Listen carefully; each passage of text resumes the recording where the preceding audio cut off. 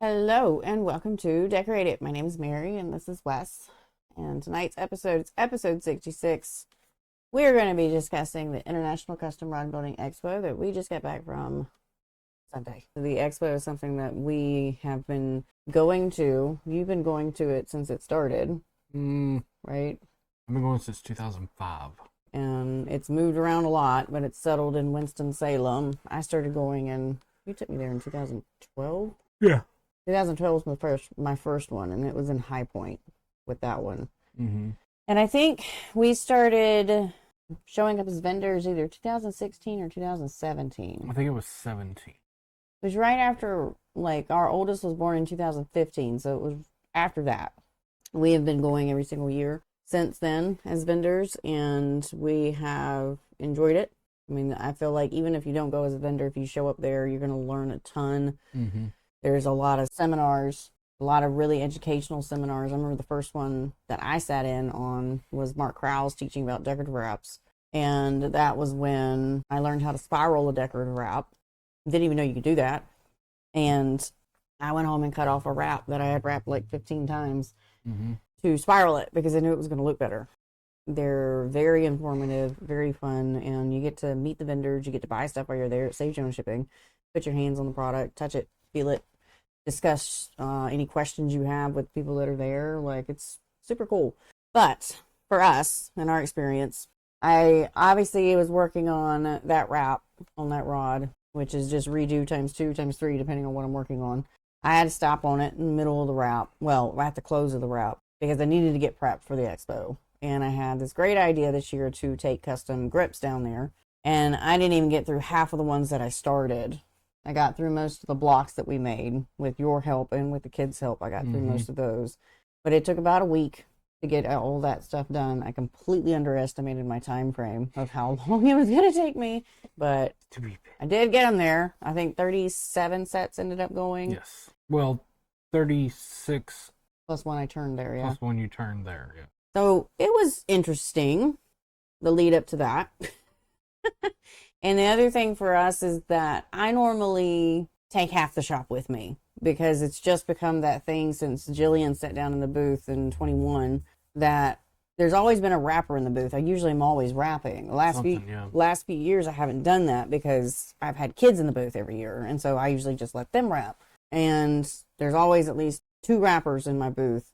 Previous years I have taken every single wrapper I owned, which with the help from like Craig and a few other people that are just giving us donations of wrappers. I think we own a total of like 8, 9, 10. I don't remember exactly how many wrappers. There's 1, 2, 3, 4, 5,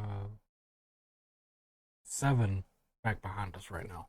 Including the one on the table? No. Yeah, so we have 10. We have 7 in storage containers, and then we have 3 that are out that we use.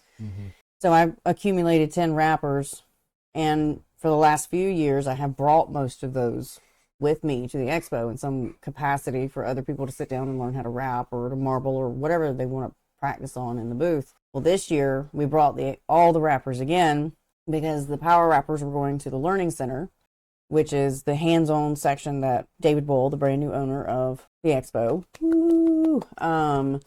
he has the Learning Center, which is a hands-on, you sit down, you learn, somebody's presenting you stuff, here's how you're supposed to do it. So I was bringing all those extra power wrappers for him, but my goober butt forgot that the power wrappers we have in storage don't have the stands attached to them because they're they over wouldn't there fit. in the bin. They're over there in the tote that didn't go with us, so he couldn't use our power wrappers.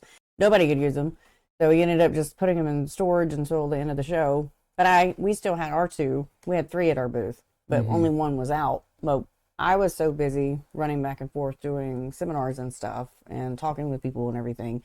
I never even actually sat down and even do a wrap. Mm-mm. And Jillian wasn't there this year, who is, everybody thinks that's my daughter. That's not my daughter. That's just my adopted child, because she sat down in 21 and didn't get up for 2 days straight, and now has become extended family for us. But she couldn't make it this year. And the Taylor kids were there, but they weren't sitting down to do stuff. They were actually doing some other fun stuff, which we'll talk about later. And so yeah, it was definitely a little different as far as setup this year. Mm-hmm.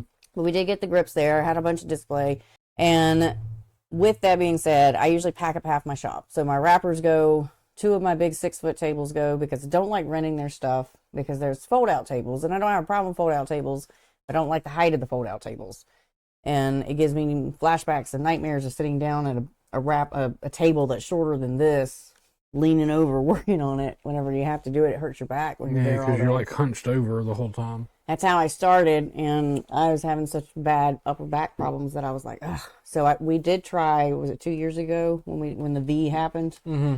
I tried to rent high top tables, because I thought they would be high top tables. This is not the case. They were just fold out tables that these guys had like duct taped to PVC stands to make them taller. And I was like, that is so ghetto. So I hated how it looked. So I ended up just taking my shop tables with me, because they're not pretty. They're stained. They're ugly. They got painted white and never got sealed. So they're just picking up dirt and stuff. But I cover them with tablecloths. Mm-hmm. But I like the height of them, because they're like 36 inches tall. So it's a higher workspace, and it's easier. They're taller than that. Are they? I don't remember how tall I made them. I want to say they're like 43 to the top. Probably. Yeah, but I can stand and work on the wrapper, or I can sit on a bar stool, and both are comfortable. Anyway, so we parked the trailer in the driveway, Monday or Tuesday. I was going to start slowly loading the trailer throughout the week. How'd that go for you, Mary? I didn't finish the last grips until Thursday morning, 12 o'clock. And I couldn't move anything into the trailer, because the other thing that we take with us is the lathe now. And it has to go first. It has to go first, and I wasn't done with it. So once again, started prepping for it like a week in advance, but put more work on me than I should have. And boom, then I'm still packing the night of. I think we finally finished Thursday night at like 12 or 1, I think is when we finally stopped. But that's also, we had to stop in the afternoon to go drop the dogs off to go be boarded, because I like to take them the afternoon before, so I don't have to worry about it in the morning. And then we finally get the trailer loaded. We go to bed. It was a great show. Enjoyed your session Saturday afternoon. Yeah, we got to see Buy-In. Thanks, Buy-In. Which power wrapper is a good one to start and keep for life? The G2? I like the G2. The G2 is going to continue to be updated. Let's just put it that way. Motor's good. Cracks and It will stuff. have product support long time. We dropped the boys off Friday morning for school. We leave. Winston-Salem for us is only an hour and a half away. Cool. And this is the closest trip we have for anything. One of the reasons why we love it. 2, it's not so stressful, because any other place we'd have to be down there Thursday, in order for it to make it work. But we get there around like 10 or 11. We got there right about 11. It took us 6 hours to set up the booth, which that's the longest it's ever taken us. And that was all because of me, because Mary decided to make the booth look like Alice in Wonderland this year. So I had bought all this greenery and this lights to hang up on the back side of it. And we brought a TV so the podcast could be playing on. We had 8 hours of podcast just playing with subtitles that I did the night before. Which, speaking of, I meant to tell you, I don't think it played the entire 8 hours. I think it did an hour and then repeated itself. I'll have to look into it, but it had 8 hours on it. I know. And it said 8 hours, but it never went all the way. But we had that on up there playing in case anybody wanted to kind of watch that. We had a bunch of tables sitting in front of us there, so it was like they could sit down and chill. So anybody that was there at least had something to watch and read. I had teacups in the booth. I had all the kinds of Alice in Wonderland sayings, and I had decorated a few things here and there, but then had the rest of the stuff with rod building supplies. Oh, and I brought some bags that I was trying to get rid of, that I've been trying to get rid of for like years now, and some clothes. Managed to get through a lot of those, because I was only selling them for like $5 a piece. Like, just take them, And the scroll saw. Scroll saw went. Nobody bought the scroll saw. Nobody wanted it. So the scroll saw's back, but it's on the bottom shelf, and we're still trying to sell it. Used once. Anybody wants a Win scroll saw? It's a really good scroll saw. I just don't need it. Shipping's just going to be a nightmare. So you'd have to meet me at an event or drive, one of the two. And we did have help unloading because I think for us, it's a lot different for me and Wes coming to these shows and stuff because it's just us. It's just us. We don't have a team. There's nobody else that helps. It's just us. So, you know, you got all these major companies that show up, like Mud Hole. There's like 6 or 7 people that are attached to that. There's 6 or 7 people. 4. Well, no, they had more than that this year, didn't they? It was Bob, Hunter, Jack, and Caleb. Oh, yeah. Yeah, because Durwood and Todd were doing the Lamb of Gas booth. But they have 4, but everything is already like preloaded for them. And they just have to kind of like roll it out, you know, like all the blanks are in the things. And yes, when you've been traveling around, you've got that stuff set up. Somebody has set that up for you. Then you got HFF. They're rolling the stuff off of the things, but there's big carts that big just carts open, that and open it's hung. And it's folded. You know, like they've done this. The professionals at this. And they've got the team for it. They got the money for the stuff that they have, you know. And Reggie's got like a 6-person crew that rolls all their stuff into the thing. And then there's me and Wes trying to unload our trailer with all of our heavy stuff. Tables. But everybody, as soon as we got to the unloading area, Reggie, Al Engling, Dan O'Kane, a whole bunch of people came and started like just carrying stuff back and forth for us. And I was just like, oh, you guys are a blessing. I love you. Thank you. Mudhole let us use their pallet jack to haul stuff back and forth, which made it super easy unloading. Plus, everybody helping other people unload gets more people able to come in there to get their stuff out too. So it's, you know, useful for everybody to kind of work together. But it took us 6 hours to get the booth set up. Yeah. Which is one of the reasons why I was like, we have got to get there on like early as much as possible because I had no idea how long it was going to take to set up. I knew it was going to take a while because the things that I had wanted to already have done, I ran out of time and couldn't do them beforehand. So it was like, all right, we got to figure this out. But we finally got all that stuff done. We checked into the hotel room, which thankfully Hilton is awesome because we don't have to go to the front desk anymore. We just check in on the app and get our room key. We pick our room. We get our electronic entry. Like all I have to do is hold my phone up to the thing now and it unlocks the door. And I'm like, thank the Lord. Yeah, because I had to deal with front desk.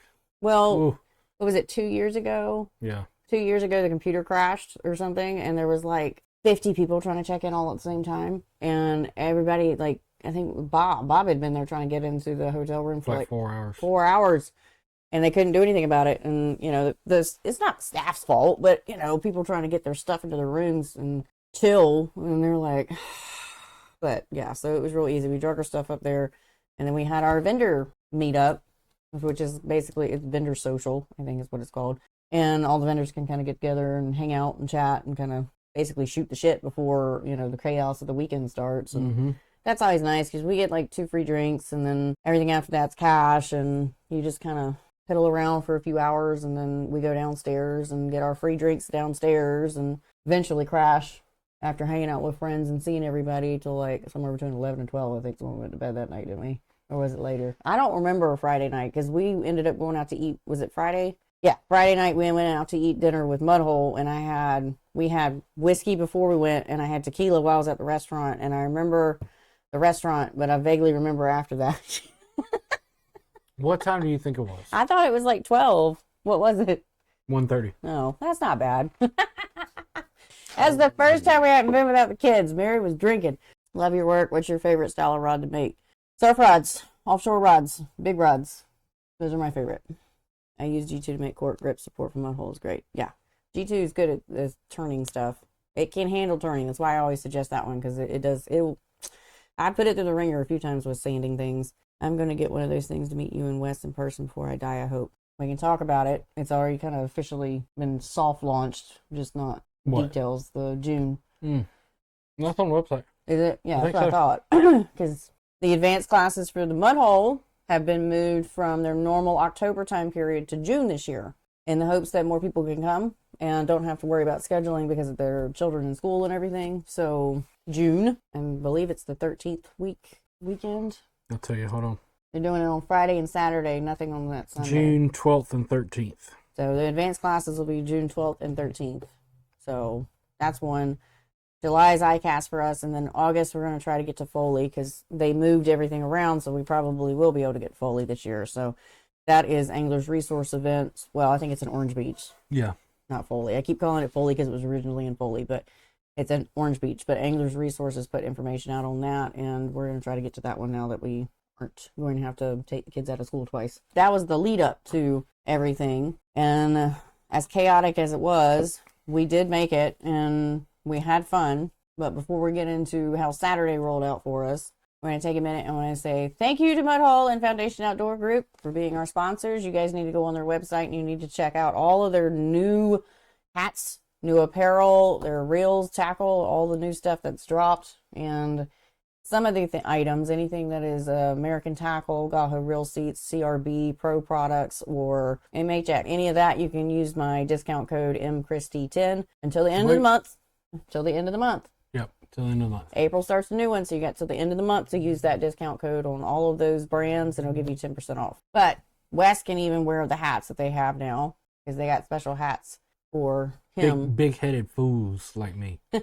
Their hats look really good, and we've got some of their new t-shirts. We just don't have them tonight. And they're super soft. There are new rod building products and more trickling. But if you go to the main homepage, scroll down, you'll see a section that says new rod building products, and then a little side piece that says shop all new rod building.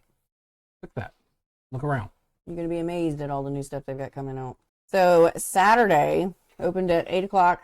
And this year was the first time Dave had sold tickets online, and that was not kind of cool because you didn't have to really wait. And a lot of times you had to get there to get in line, and people would rush as soon as the doors opened to go, to like places like Mudhole and Reggie and HFF and buy all their stuff that they have on their sales and everything.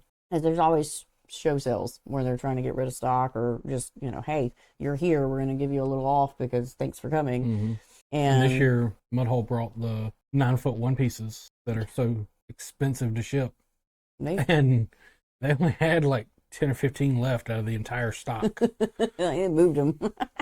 But that's what you do because you don't have to worry about shipping them. You just drive home with your blanks. But outside, after the doors opened, it was about 2 hours, pretty steady line of people coming in. There was no like whoosh to the floor. Or at least from what we could see, because we actually were facing the wall. We were on the backside. I was joking all weekend that we were the ugly redheaded stepchild that we got punished and put in the corner just because we were facing the wall. And that's the first time we've ever been on that side of the room too. Mm-hmm. Because usually we're somewhere like in the middle or somewhere where all traffic is coming through. But what was really funny is that there was an empty space beside us, and Dave was like, "Hey, do you just want to move your lathe over there?" And I'm like, "Yes, I'd love to keep all the dirty stuff on that side. That'd be great." And I would have to be vacuuming up every 10 minutes. So we ended up having like 3 booth spaces. The lathe basically sat there like a little trophy all weekend because I only got to crank it up once. I didn't get to do it again. But I had my first seminar at 10 o'clock. Well, I had my first learning center session at 10, and I had a seminar at 2. So I was prepping for those, talking with people. Everybody's coming through. We're selling. We're moving a lot of EVA and talking with people and helping them answer questions. I had a lot of people just stopping by saying thanks for doing the videos and stuff. And I go to the learning center to get set up for the marbling class that I was teaching. And y'all, when I tell you that it was an absolute shit show, I am not even kidding. So HFF sponsored the learning center this year, and Mudhole sent it. I don't know if, I'm sure other people did, but I just know HFF and Mudhole did. But broken blank pieces were sent in so people could use them to do stuff with. Cool. We had wrappers for each person to work with. I had requested for pigments to be sent, epoxy to be sent, and the Flex Coat color preserver because I figured this was going to be the easiest way to control the environment. I brought my little syringe with my Flex Coat CP with me for me to use. But then when I started to teach the class, I quickly realized, oh crap, we only have 3 sets of epoxy for a room full of like 30 people. And they're all wanting to do the marbling.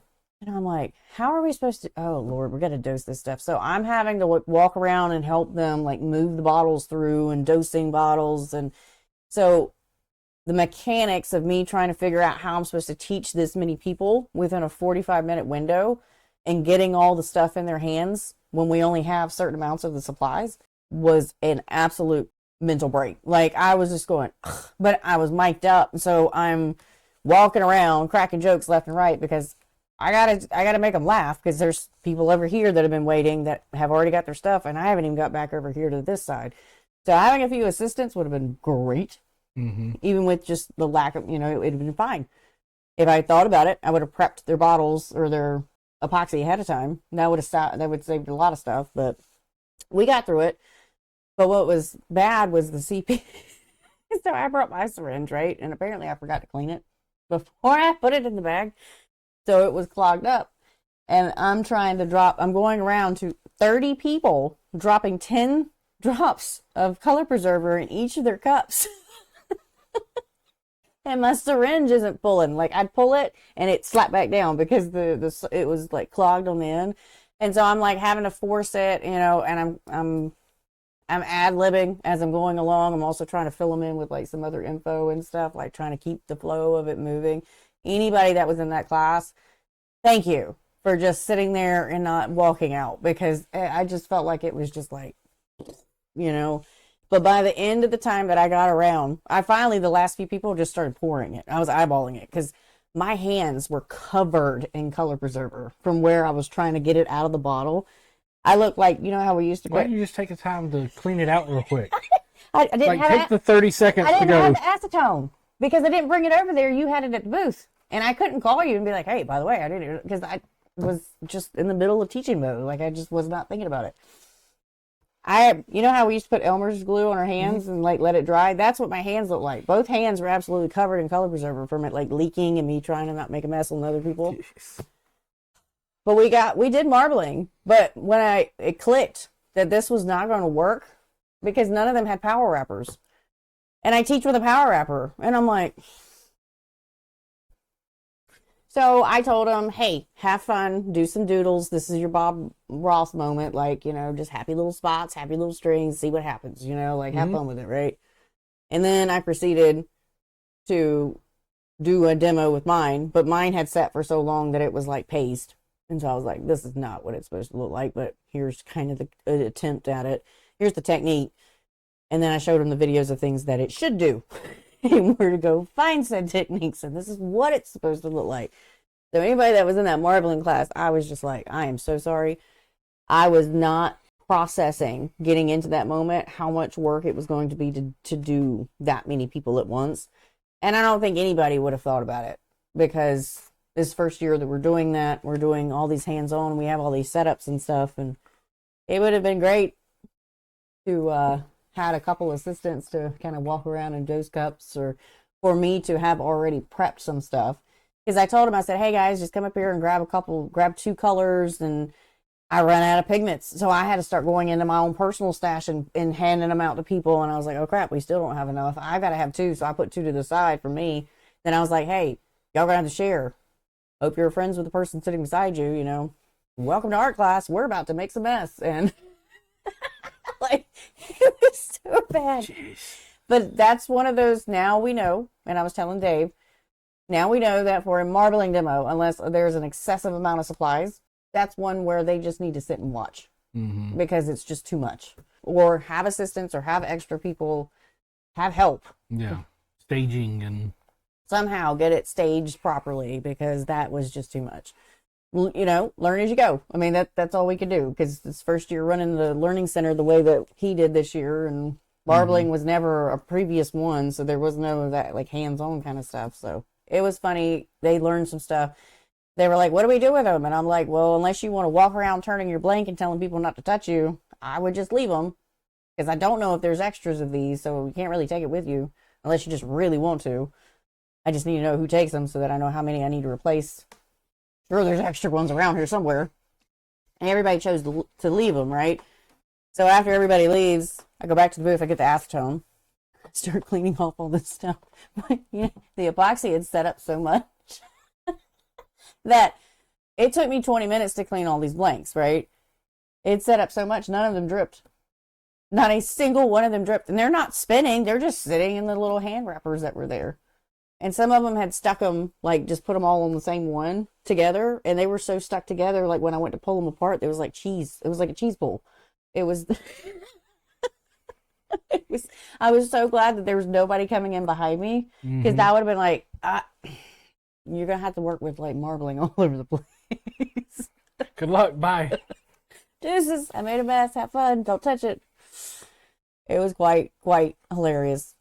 But I got back to the booth and I looked at him and I was like, okay, yeah, we got to modify that next time because that was crazy.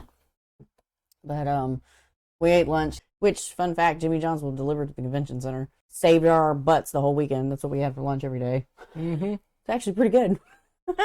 The next big thing I had Saturday was the seminar, which the way it was set up this year, we had Learning Center A and Learning Center B. They were on like this side of the hallway, which I was closest to because I had 4, which is why we were in the back corner. Mm-hmm. He did it that way, so I wouldn't have to run all the way across the expo. But then on the other side, the seminar room was over there, which this year we were in the normal area we had been, not last year, the year before, our normal area we are, the big area. And then up the ramp, part of the area last year was part of the expo too. So he had expanded the floor plan. And up that ramp was more tables to sit at, which until the seminar, I hadn't even been over there. I had no idea what was going on over there. I walked in there and I was like, whoa, there's a lot of tables in here. There was like 50 tables with chairs, like for people just to sit and chill. And then there's seminars. And he put a stage, which was the funny thing to me, that there was a stage for you to stand on for the seminars. He put me on a panel with Tom Kirkman and Michael Ward and wanted to talk about themed rods.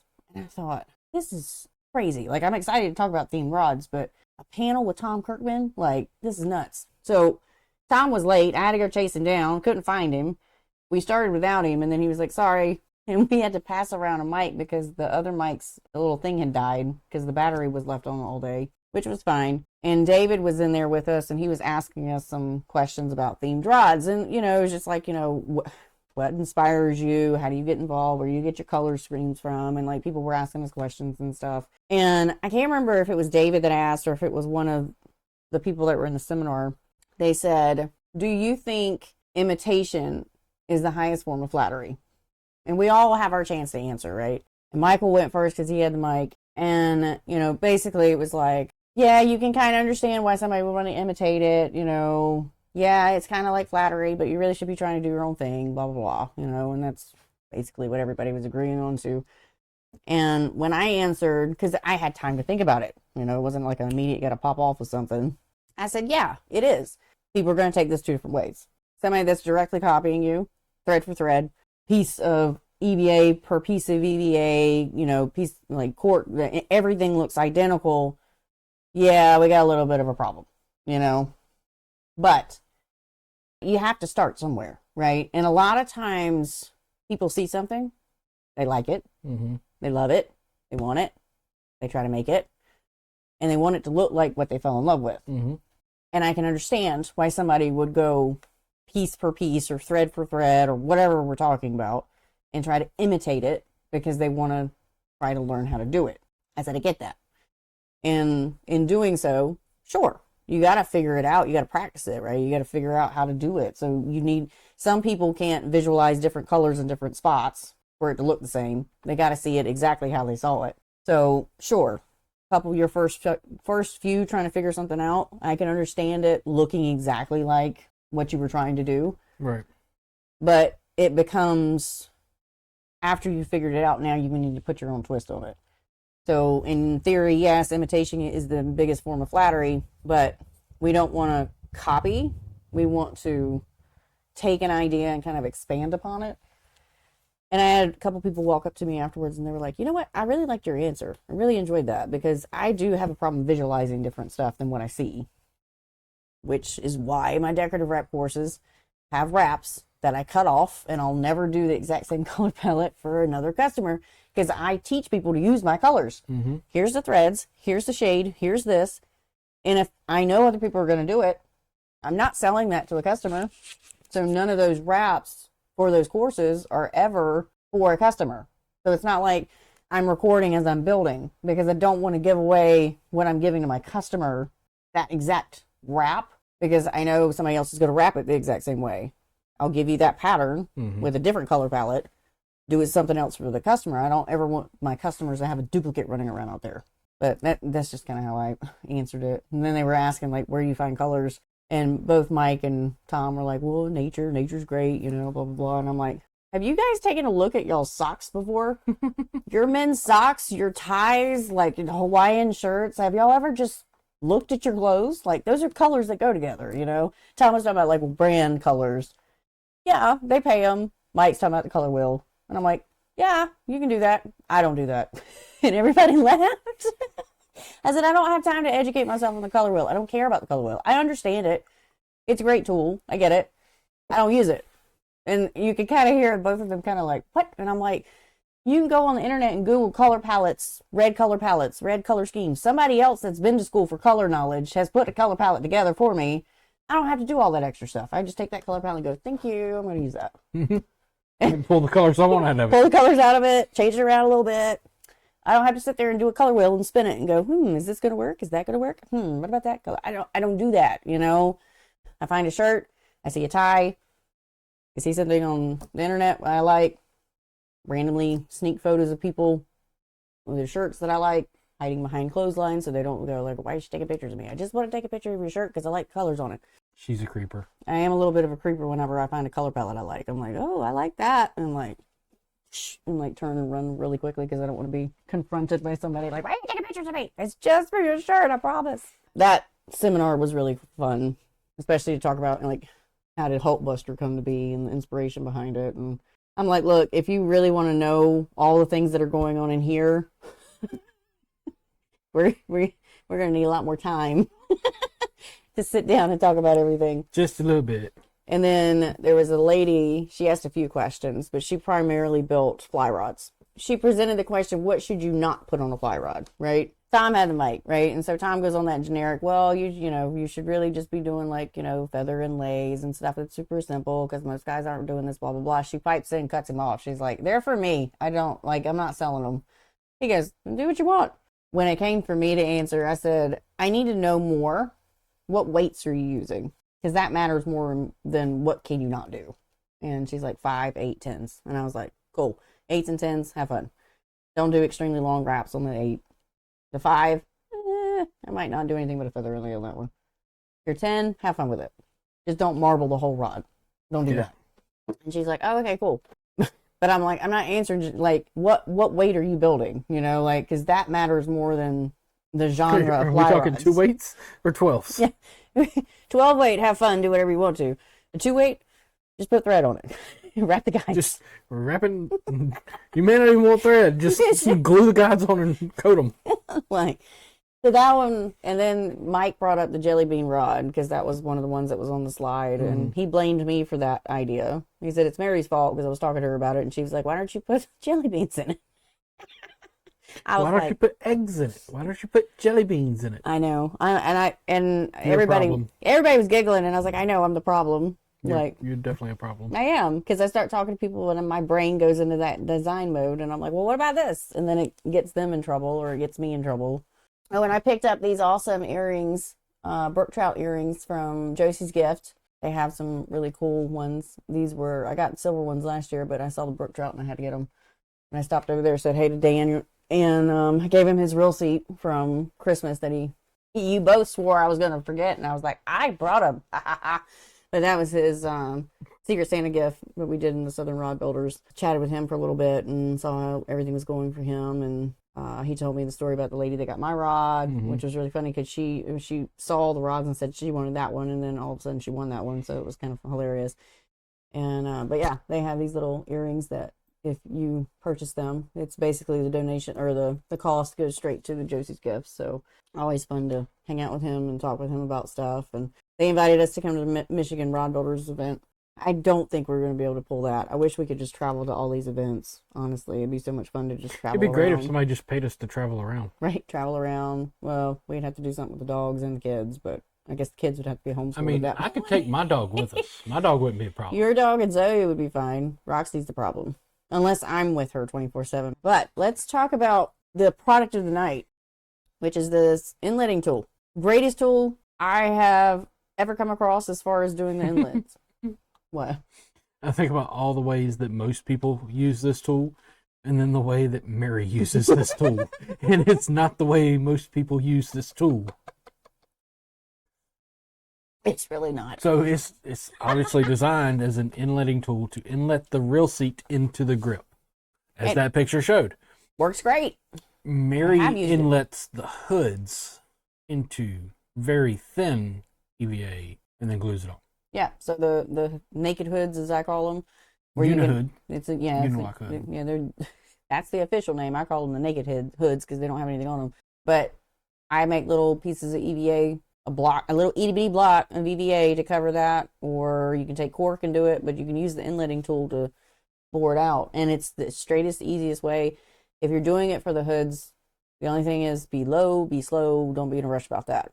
And about halfway through, it's gonna feel like it's starting to get like kind of dicey because it is. You need it's getting really close to your finger. No, because if you're doing EVA, I haven't tried it with cork yet, but if you're doing with EVA, the EVA is starting to do this number, and it can go off really fast because the EVA is trying to stretch as it's getting cut. So what I do is I turn the EVA around, I punch in from the side that hasn't been punched in, but to stabilize the EVA, I stick the hood in the part that's already been cut. So it'll punch through straight, and I have never had an issue with it like wavering off or doing anything crazy. So it's definitely safer than, I wouldn't have attempted to do anything like that prior without that tool. So if you don't have one, use my discount code and get one. The other thing was Saturday night, we also had the Rod Maker Gala. And that's the night the West is always the saltiest because Mr. West has never won anything in like 20 years. So I've won twice now, technically speaking. The first time a pity. was Who's Been Here and Never Won. And I got a set of Archie's cedar handles. That was this time. No, that was that time too. Let me get there. Sorry. And then, the cedar handles are great, but they're not something we could use for any of our builds because the rear grip's only like 8 inches. Yeah, it's little. So I always end up giving it to like a new builder that's there or a kid. First year I gave it to a kid, but that was a consolation for never having won anything. And then this year it was Who's Been to Every Event. Another Archie's rod handle. So I gave it to a builder at the table. And I won a blank, and I couldn't use a blank for anything that we would normally do. So we started looking there. We had heard previously, because you couldn't see her from where we were. No. We'd heard that the youngest one there was 7 years old this year. And we started trying to find the 7-year-old. We got up and started walking around, and we wouldn't have found her. Like, she's adorable, but she's a tiny 7-year-old. Like, I'm used to seeing our, I mean, he's 10 now, but our 6-year-old's bigger than she is. Yeah, well, he's little. a freak of nature. I know, he's massive, but I gave her the blank because I was like, and her dad, and I recognized her as soon as they were like, she's over there. They were in my marbling class. And she turned around, and I was chatting with her because she was like, she's staring at me, and you could see on her face that she kind of recognized who I was. And Dad's telling her, "Hey, we watch her videos. That's the lady that you like." And she's like, "You don't look the same." And I was like, "I probably had blonde hair." And she's like, "Yeah, what happened?" I said, "I got bored. Alice. I changed it, And she's like, "I like it." I was like, "Okay, good. I'm glad that the 7-year-old. I'm glad I passed your judgment. Thank you, doll." And just chit-chatting with her or whatever, and she started marbling. She started having fun. She was making all kinds of stuff. You gave her the blank, and Dad was like, "Oh my God, thank you," blah blah blah. And she turns around, she sees me, and she's holding the blank. I mean, it reminded me of that scene from the Minions movie, the first one, where she wins the unicorn. It's so fluffy, but she was like, "It's so awesome!" Like, she was shaking it and everything, and I was like, she's like, "I love it so much," and I was like, "I'm so glad that you love the blank," like, "Oh, I'm so happy for you." And I told Dad, I was like, "If you guys got questions about anything, like, feel free to reach out. Not a problem. Want to keep tabs and just make sure that she's, if y'all need assistance with anything, just let me know." But she's like, "I love it so much." And it was a hunter green Rod Geeks blank, I believe. And it's just great for whatever she needed it for, but she was so excited about it. And the other thing that's really cool, the Taylor boys, they're some of the original 7 kids that was in my booth a few years ago.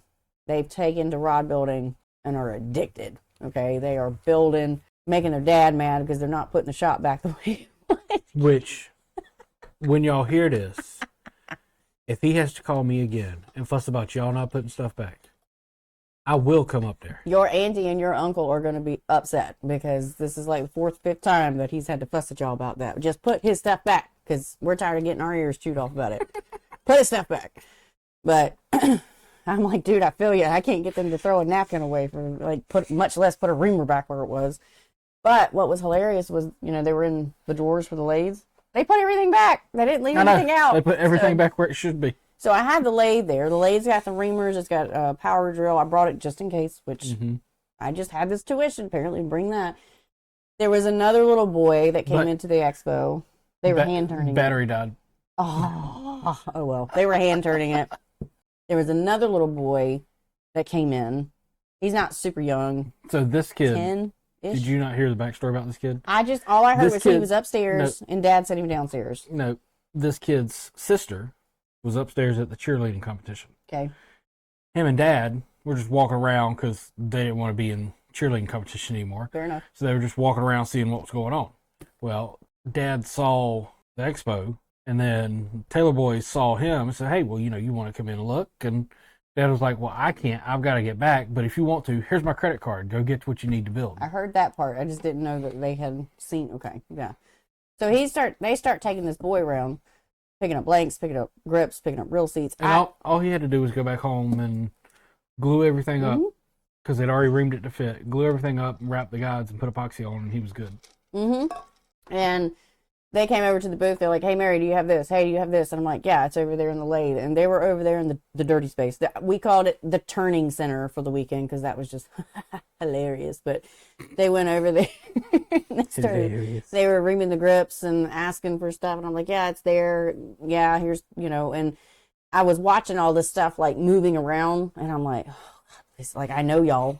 Put it back, please put it back. Because if I have to go home and I'm like, I'm missing like 3 rolls of this. Where did this go? Where's my tiny reamer? Where's my reamers? Me and Jared are going to have a conversation, but they put everything back. And I mean, they didn't vacuum up, which I wouldn't have expected them to do that because I didn't even vacuum up the EVA it turned that morning because I was like, oh yeah, I forgot about that. But they had this boy completely outfitted with a build by the time that he left. And they came back the next day and walked around. I think him and Dad did. Which, they're in Georgetown. Oh, well, that's super close. Come see us. But that's what the expo has been for the last few years is we always try to find the kids and kind of get them, either give them something that's been given to us or somehow get them, initiated. And I love that the Taylor boys are taking that initiative and doing the same thing because both those boys are building some awesome rods. Sister just did her first one. Looks great. She showed it to me. She was very proud of her rod. I was like, it's very pretty. Good job. She's younger. But that's the awesome part about it. And then, like, they started, obviously, they walked around to the other vendors and stuff. And I'm sure that he got a bunch of free stuff, swag, because the whole point is get these kids involved because they're the next generation. And it's always better to be playing around with tackle boxes than X boxes, get them out of the house, get them doing something, put them back in nature. So that's always the fun thing. And I just love that they picked that up from me sharing what I knew. I'm not taking credit for all of it. Obviously, it's parents' world too, but just the fact that I kind of gave them a little, here's the addiction, right? Run with it. And then Mom and Dad have nurtured it so much so that they're like, oh yeah, hey, you want to do this? Let's go get you started. After we got out of the gala, we chilled on drinking that night, but we did go to bed a little bit earlier. But we did hang out with some friends downstairs. And then Sunday morning, I still had 2 more classes in the Learning Center. And my 10 a.m. was the EVA, talking about how to use the Cricut to make the EVA stuff. And that was fine. Just walked them through how I use the Cricut, how I make the designs and stuff, how fast it cuts it, how slow it cuts it, depending on the designs, how to glue them together, all the little tips and tricks that I learned over the years on how to do the things. Using mandrels to roll them. And I was like, just keep in mind, when you go to sand these things, you do not have as much room as you think, and you will burn through them really fast. And gave them all the options of how to cut the stuff. If they didn't want to go buy a Cricut, they could do it by hand. They could do it with a razor blade. They could do it with an X-Acto knife. You could do it with a scroll saw. Got one for sale. Like I kept bringing. Somebody buy this. Somebody get this. Somebody come take this home. Somebody come get this thing. The other one I had was decorative wraps in the afternoon. And that was the one class that I walked into without a plan. And I hate doing that. Wes will tell you, I stress about what should I talk about? What should I talk about? What should I talk about for like 2-3 weeks leading up to it. So the day before, I got wiped out of my white paint markers. No more paint pens. No more white ones. It's Haywood's fault. Yep. HFF came and bought all the ones I had there. I think it was like 5 or 6 that were left. All the blanks that were in the Learning Center were black. And all I have is one black paint pen that I snatched out of the cup just in case for my PVC. So I'm like, we can't mark on these blanks. What do you guys need help with? You know, like, are you beginning into it? And I went through the whole list of like beginner, what, and the normal kind of questions. And I'm watching people do this, like they're having real trouble. And I'm like, okay, does anybody want to actually put thread down on a wrap, or do you want to know where all your problems are causing? Here's how to fix it. And they're like, just nodding their head in agreement. So I was like, sweet, we're going back to basics. Cool. And went into my whole spill. And it was hilarious because there was a couple that was over here on the front. And I'm watching them as I'm saying stuff because, you know, I'm looking around the room making eye contact with everybody, just seeing what's going on. And I'm watching them. You could see in real time, they're going, like, they're just the most expressive on how they're, like, coming, like, the information's coming to them. And they're just like, why didn't I think of that? Or, oh, that's why that's happening. Or the wife would be, like, smacking him. And he's like, what? It's like, I'm trying not to laugh. And then one time I couldn't help it because they started it on this, like, back and forth where she's, like, so excited about whatever I said. I don't even remember what it was. And then he's like, I know, and I'm like, I'm sorry. And like, I started cackling because I could not stop watching them. I told you to do it that way. Yeah, you never listen to me. It was that kind of battle. And I'm just like, I said, I'm not picking on y'all. I just love y'all's facial expressions. And I was like, it seems like some of the stuff I'm saying y'all have been like bickering about. And she's like, okay. Sounds like us. So it was really funny. But Sunday is the day that is usually kind of like it slows down because a lot of people are leaving early on Sunday. So normally by like 2 o'clock, it's pretty quiet in there.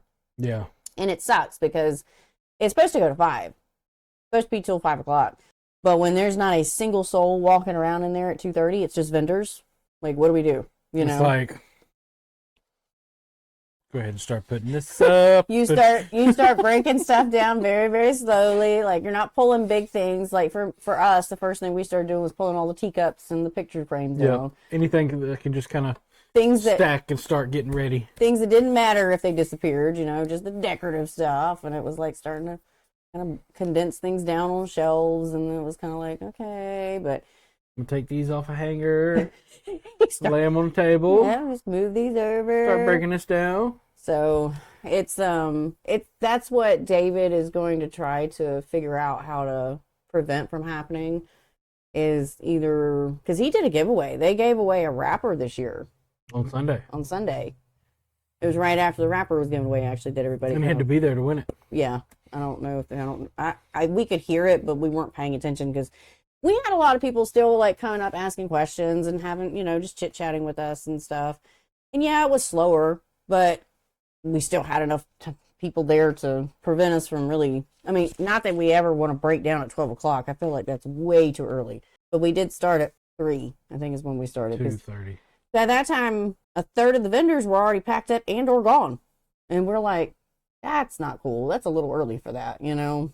Well, and not to like, don't take this wrong, Randy. All the good deals are gone. All the good deals are gone on Saturday. That's been the problem is people come for the deals, not the seminars, not the learning side of it. Well, and it should be a mix of both. You should get the deals and you should do the seminars. I do feel like there was a lot going on with the seminars and the learning this year because there were seminars going on at the same time that there was learning center stuff going on. Yes. So there was learning center A, learning center B, and also a seminar going on at the same time. Yeah, one point or another, yeah. If you wanted to go to like 2 of those things, you got to really like make a decision which one's more important to you. I feel like it should only be learning center, period.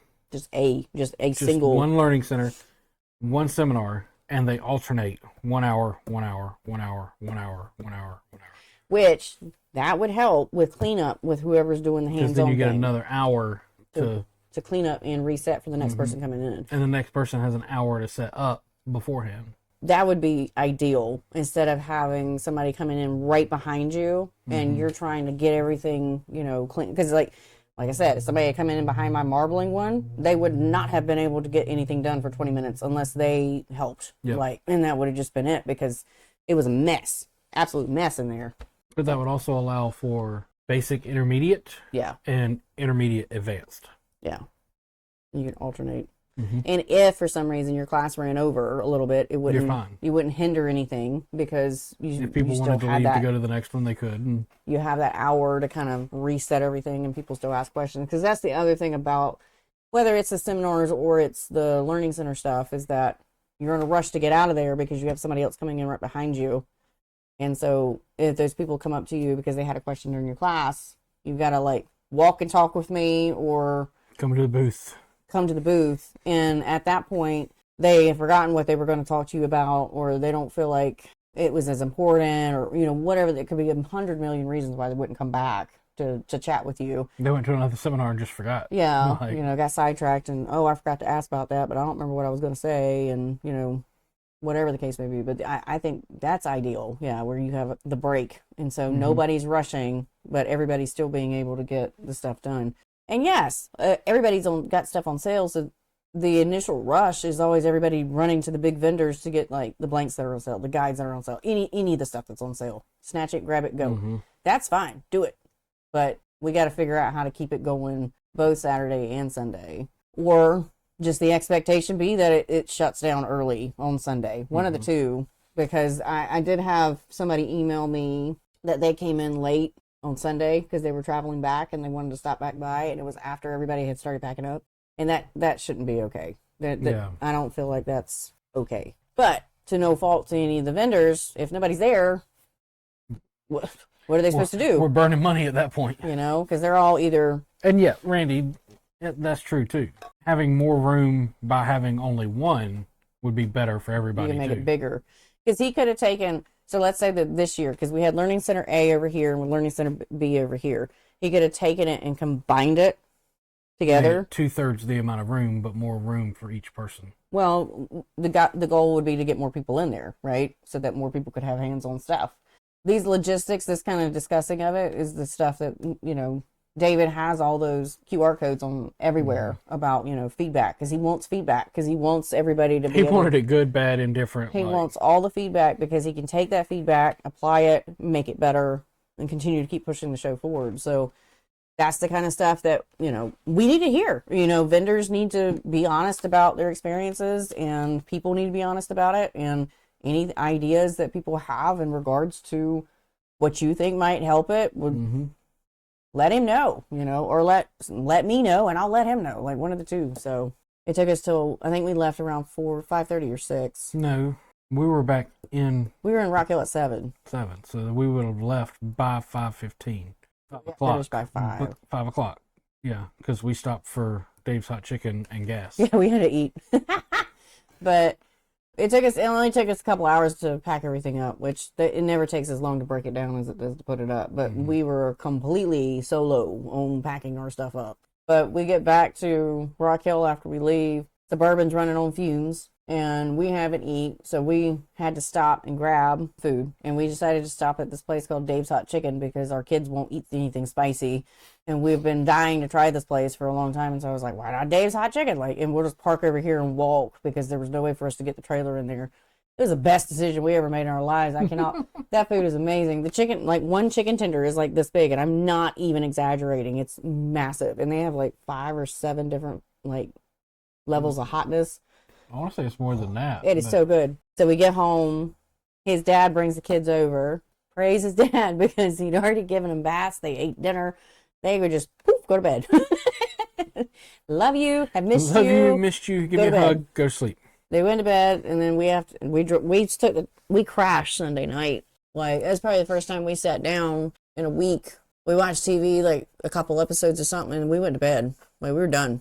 And that's not normal for me to watch TV. It's usually maybe once a week when we have date night, I'll watch TV with him. But I don't like to sit. I usually just either got to be doing something, or because when we sit, we go.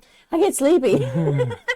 I get the sleepies. So I'm always like, I don't want to sit. I have to keep moving because if I don't keep moving, I'm gonna go to sleep. And then it took us 2 days to unload the trailer. And I asked him, 3 days to put the shop back together. Please take Monday off to help me because one, I can't move the tables by myself. So half the stuff that would have to come in here, I need your help with. And obviously, when half the shop has been removed, I'm now going, well, here's the perfect time to freaking start cleaning it. So we started cleaning and reorganizing and getting all the stuff picked up and moving stuff into different things. And 2.5 days to get the shop put back together. Enough for me to be able to start working on that wrap on Wednesday. Because I was like, I am behind. I've got to get going. And there's parts of the shop I haven't even touched, but they're just going to stay untouched until I can come up for air. Because that rod has set me back 4 freaking weeks. I just finished the last. You were supposed to be caught up by now. I was supposed to be working on my last build. Like, it set me back 4 freaking weeks now. So it's like, but the wrap is finished. Hopefully the color preserver this go around doesn't screw me over. I enjoy the expo. I have a lot of fun there and learn a lot too, you know, just having conversations with people. I love to meet people. I love to put the name to the face or to the username that we see that pops up on the socials and stuff. And I can't tell you how many people are just so thankful just for me putting out the videos, whether it was the good videos or it was the bad videos. And they're just like, we have learned so much from you. And I'm like, thank you. You know, I just hope you enjoy it, you know. It's just me in a nutshell. I don't remember who it was, but somebody came up and was like, it's so great to meet you. Yeah, it's great to meet you. And then he walked away. Another random moment. I was like, I didn't meet you. I don't know your name. Here's your name. Bye. I had another guy come running by the booth. He come running up to me. Mary, like, he knows my name. Don't know his. He's like, I stopped cutting my fingernail because of you. Like, and got that close to me with it. And I'm like, cool. And he just keeps on running. And I'm like, who are you? What's your name? Ezekiel. I won't finish that. No, don't, because it gets bad. But he was like, I stopped cutting my thumbnail because of you, and just took off. And I was like, awesome.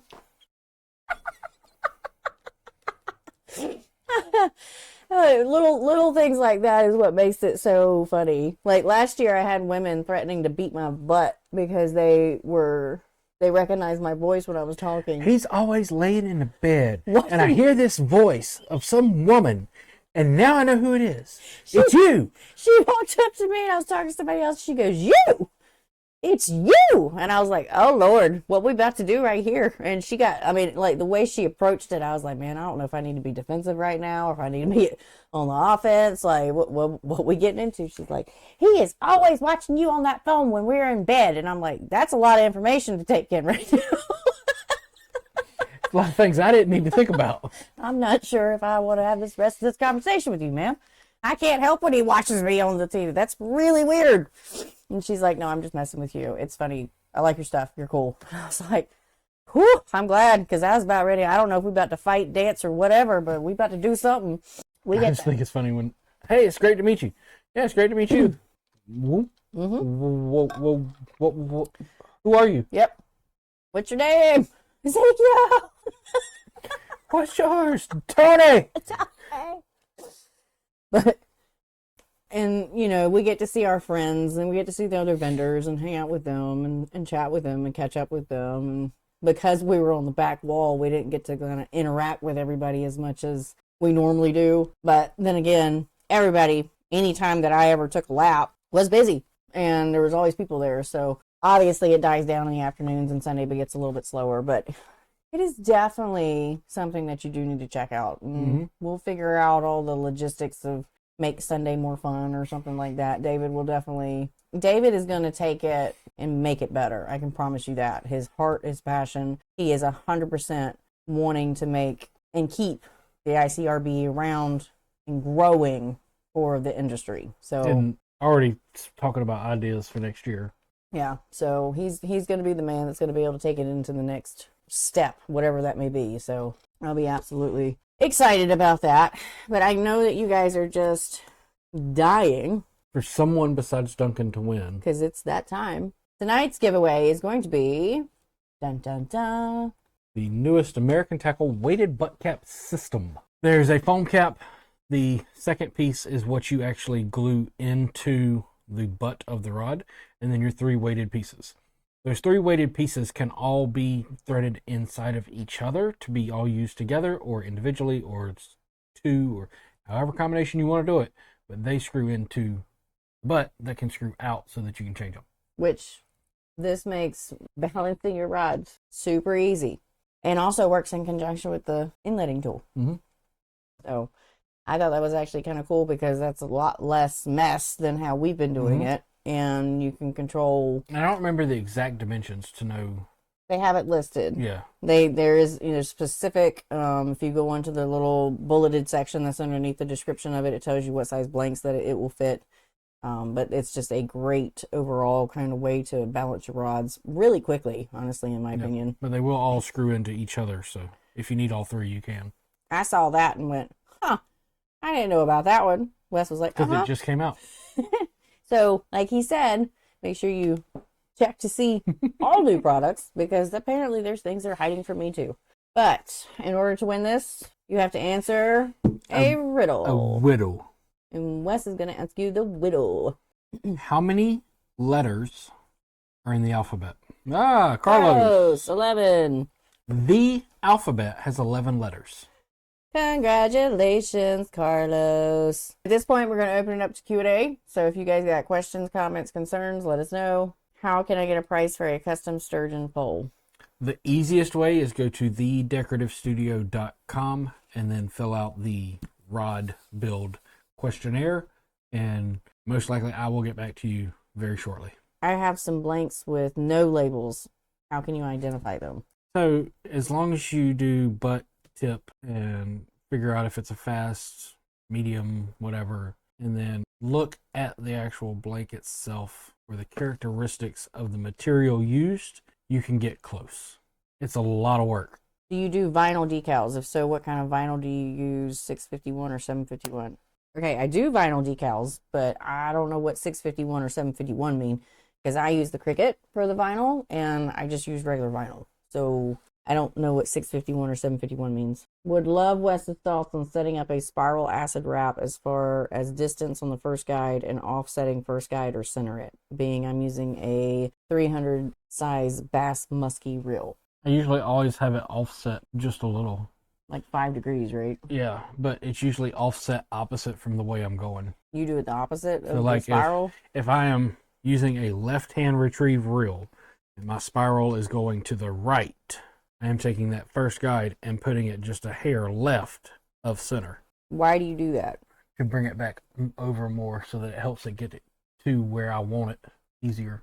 Because of the spool? Mm-hmm. Now, if it's a level wind reel, it's going just dead center. But if I have to thumb that line, I'm canting it to make it easier for me. Am I missing something on the vinyl? Level wind, I bass fish. So I would just center it, honestly, and not worry about it.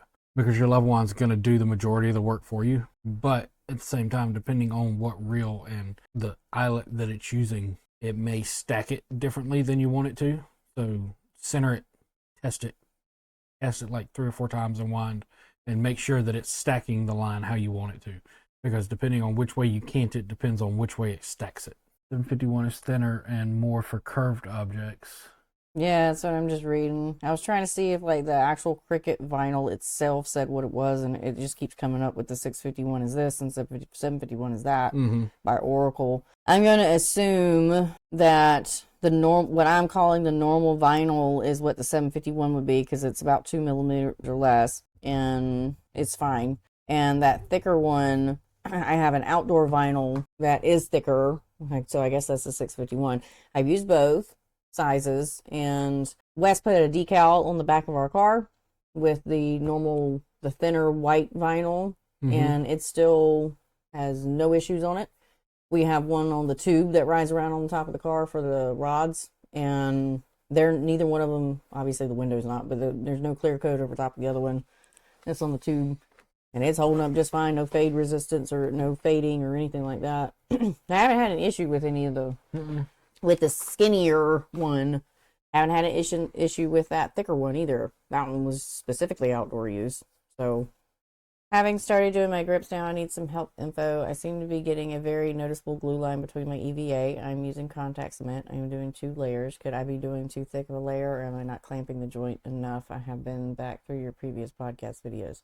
Okay, the noticeable glue line is from sanding. What you want to do with the contact cement, and you'll see me do this a mix throughout the videos. You want to do a thin layer of contact cement between both sections. Let them completely dry, stick them together. You also want to make sure that you have them completely stuck on all 4 sides with even pressure applied to them as well. However, I don't care how good the glue joint is, if you have no issues with, like, you know, it's trying to separate or anything like that and everything's been applied together, EVA dust as you sand will collect in the glue that's around the outside of it and will continue to keep getting stuck into it no matter how far deep into it that you sand, okay? When you go to clean your grip up, bump your sandpaper up. You can try, I mean, I never go past 240, but if you're having dramas with it getting stuck in the glue joint, try this like 320. I think that's the next size up. And do a quick pass, clean it. Do not use that same section again. Do a fresh side of it and a quick pass, and then come back with a magic eraser. See if that helps. And by quick pass, she's saying that, like, as you're Drag it at sanding, an you're angle. dragging it away At an so angle. that it's bringing the dust away from the grip as you're sanding going this way. So you're holding it straight, but you're just going to drag it. You don't want to put the old EVA that you're sanding off of it on the new as you're coming through it. So you're kind of holding it at an angle and just kind of pulling it and moving down away, and away from it.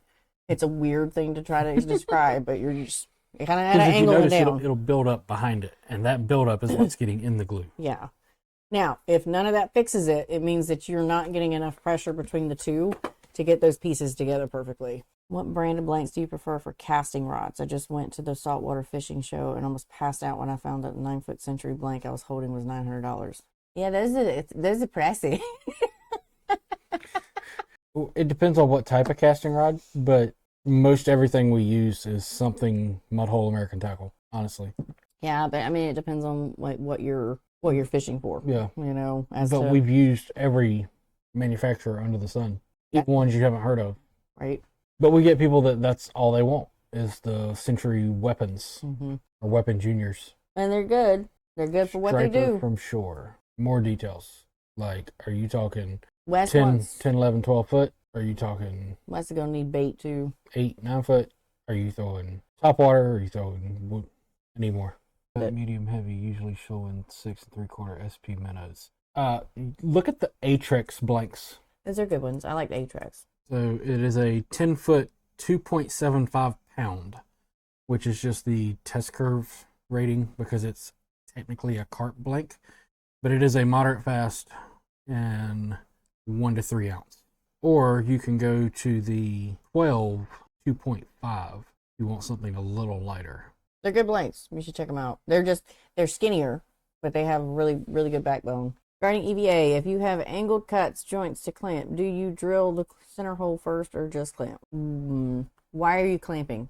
I know you've seen me do this in the past, but I'm only doing it on things that have to be glued in wet. If we're doing angles where one is cut like this and we're gluing another one to it, we shouldn't have to clamp it. But if we're doing tiger stripes, for instance, where you have to glue it in wet, I can understand clamping it. But we don't want to clamp the EVA if we don't have to. But if you must clamp the EVA, you're going to want to have a center hole drilled first. And a mandrel in place. And that's to prevent it from sliding out and becoming a little bridge. I've had that happen before. Or doing any number of funny things.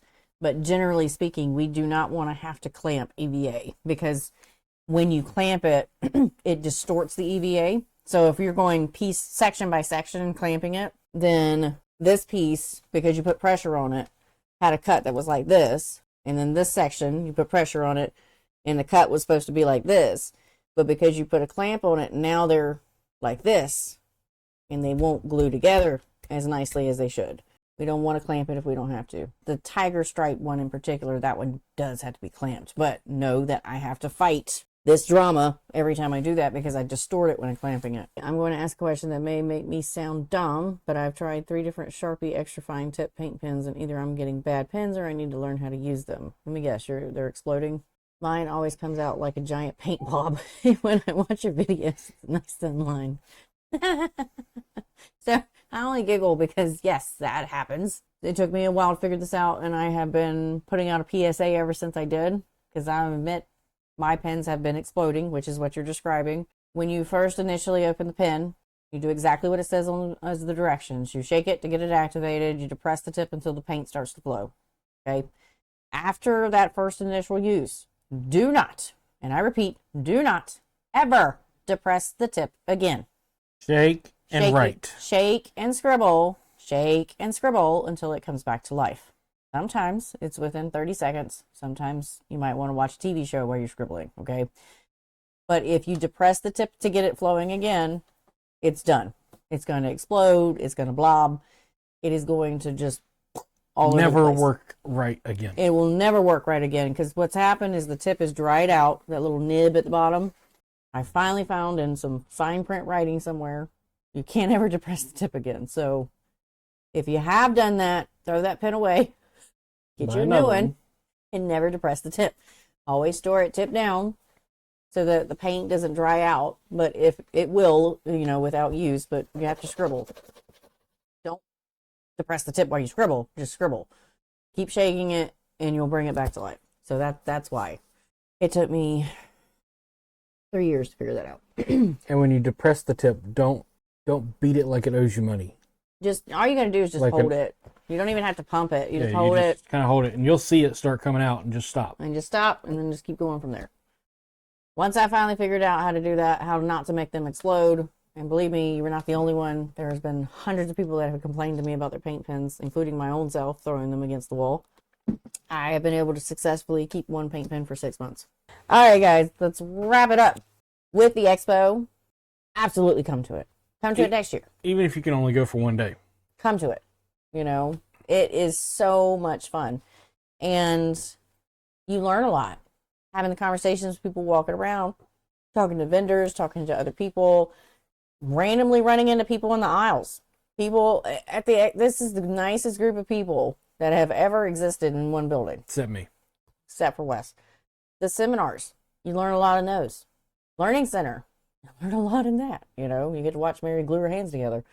But it is a great place for rod builders to learn, to grow, to get some great deals, to pick up stuff, ask questions to the vendors. You get to meet the staff that works at Mudhole. You get to meet the HFF guys. You get to meet Reggie and All Around Fishing and Batson and, Ryan with all of he had a whole wall full of stuff like reels.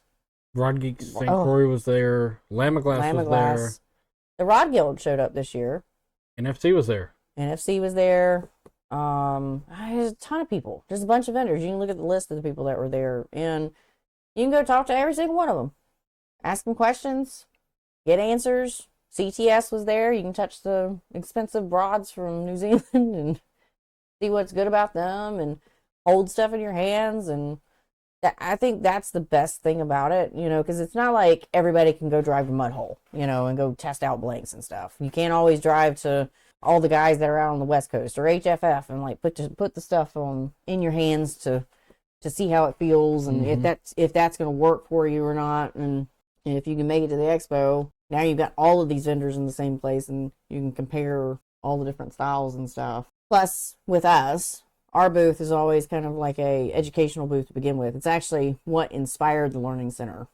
Dave seeing all the kids coming into the booth, me teaching everybody that was, hey, you want to sit down and wrap? Here's a wrapper. Mm-hmm. That's what inspired the Learning Center. And we are always going to be answering questions and doing fun stuff because I don't like to just stand around during the expo. And he will tell you, I got to be doing something. I don't care if it's wrapping. I don't care if it's like turning grips, because now that's become a new thing for me to bring.